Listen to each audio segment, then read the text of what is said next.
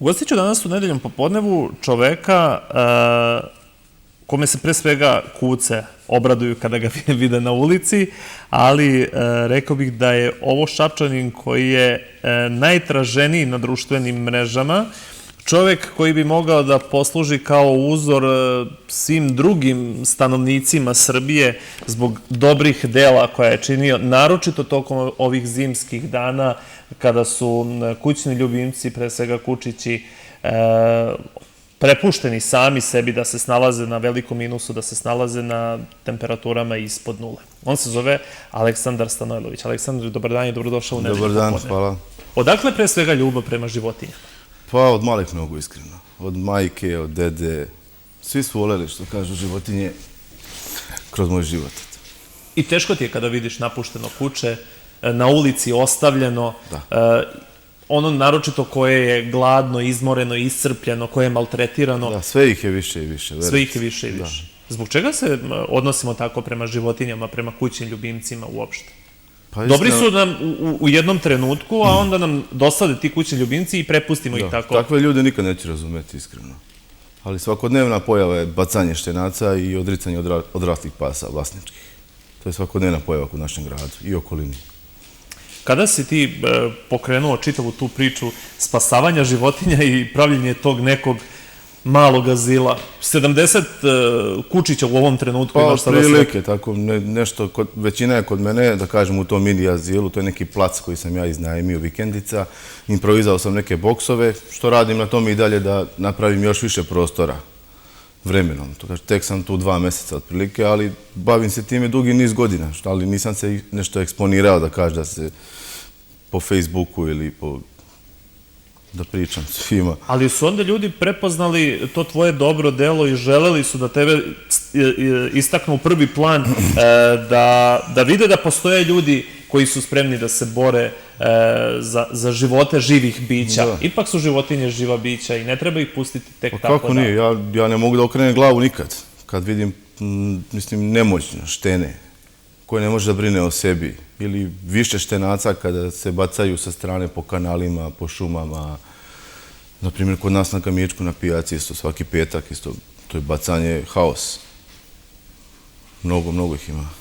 Smatraš li da kod nas u Srbiji nije dovoljno regulisan zakon o zaštiti kućnih ljubimaca, odnosno u drugim državama to na neki drugi način regulisano? Pa evo, sama pojava, primjer, evo, znači pređete u bilo koju zemlju Evropske unije, nećete vidjeti nigdje lutalicu na putu. To je kod njih drugačije regulisano i ako želiš da imaš psa za parenje, za koćenje, moraš da prijaviš odgajivačicu. Ako nemaš, obavezna sterilizacija pasa, što bi bilo super i kod nas tako da se uvede normalno. Evo, gradska uprava je pokrenula sada tu priču oko sterilizacije pasa, znači svi oni koji su raspoloženi... Da, to je jedini spas, znači. Ali svaka životinja, odnosno svaki pas mora da pre toga bude čipovan i vakcinisan da bi podlegao toj subvenciji. Ali ovo što ja radim trenutno, to ne može da se steriliše, jer ja spašavam samo štence, oni što su nemoćni na ulici. Eventualno povređen neki odrasli pas, bolestan, znači stvarno životno ugrožene koji su. Ja njima pomažem, jer malo štene ne može se snađi na ulici. Ne može preživjeti bez naše pomoći. Evo, imali smo ovaj hladni talas kada su temperature bile i minus 20 stepeni. Po fotografijama koje sam video na Facebooku, koje su ljudi postavili, veliki broj neodgovornih vlasnika pasa je prepuštao svoje životinje na milost i nemilost. Evo, verujte, ja sam i pod upalom pluća išao da spašavam pse. U Skrađane, u Dublje, u Bogatić, po kanalima, po, da kažem, kanalizacionim cijevima sam se zavlačio da izvlačim pse. To sve po dojavama ljudi, znači.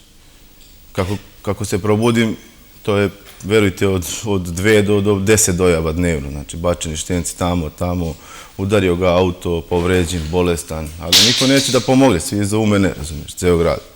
Rijetko ko će pomoći. Evo, svedoci smo da si napravio taj azil gde si smestio te pse, ali oni moraju od nečega i da žive.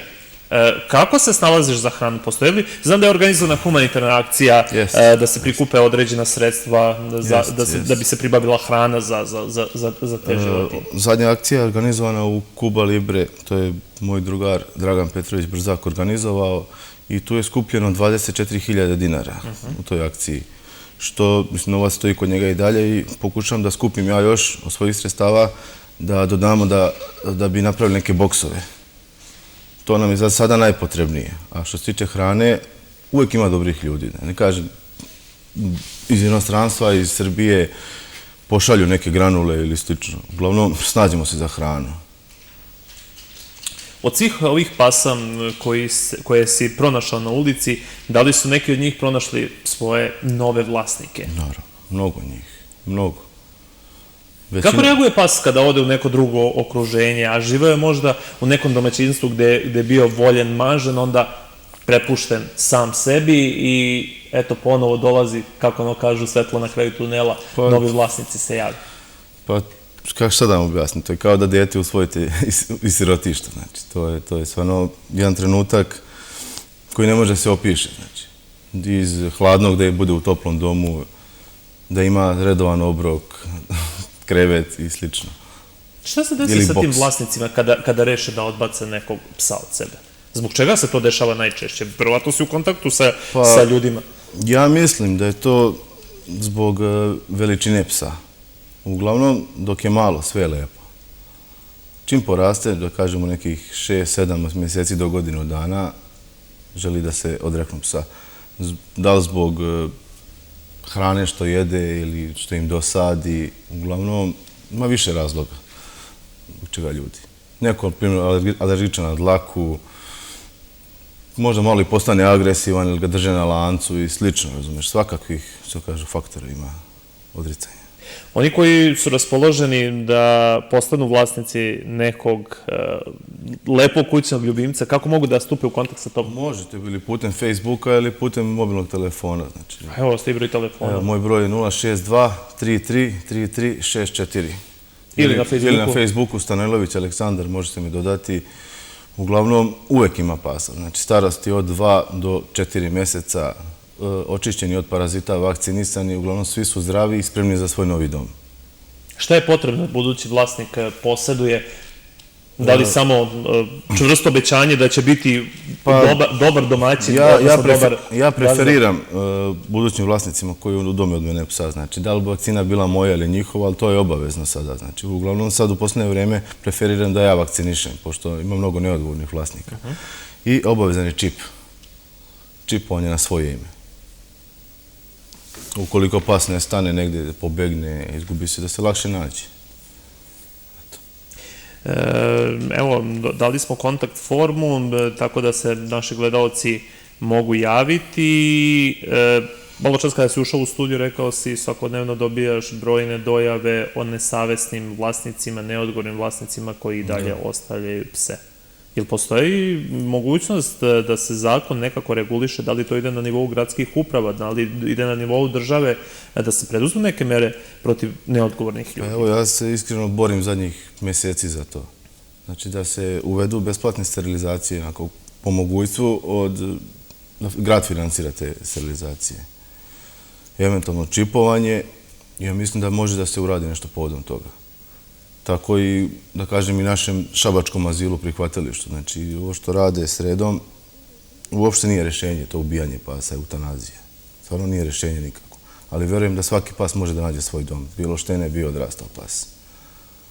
Nadamo se da će se slika promijeniti u nekim budućim godinama i da neće više biti toliko pasa lutalica. Pa nadamo se, evo imamo neka obećanja sad sa zadnja 2-3 sastanka u arhivu našem gradskom, da će proširiti prostore, kapacitete, odnosno za pse, za još 250 mjesta. Mislim, to su obećanja, sad ćemo vidjeti šta će vlast uraditi. I stari deo da se sredi, znači azila. U principu, ja bih bio prezadovoljan kad bi tako nešto uradili i svi ljubitelji životinja. Mi ćemo sad uskoro da osnivamo udruženje u Šapcu, tako da se nadam da, u stvari, imat će pomoć našu svu azilu, znači, mi ćemo ići hraniti, lečiti i tako dalje. Uglavnom, tu smo da pomognemo životinjama. Ti nastavljaš svoju priču, svoju misiju. Naravno. Neko ima, što kažu, imaju loše mišljenje o meni što ja ovo radim. Mnogi.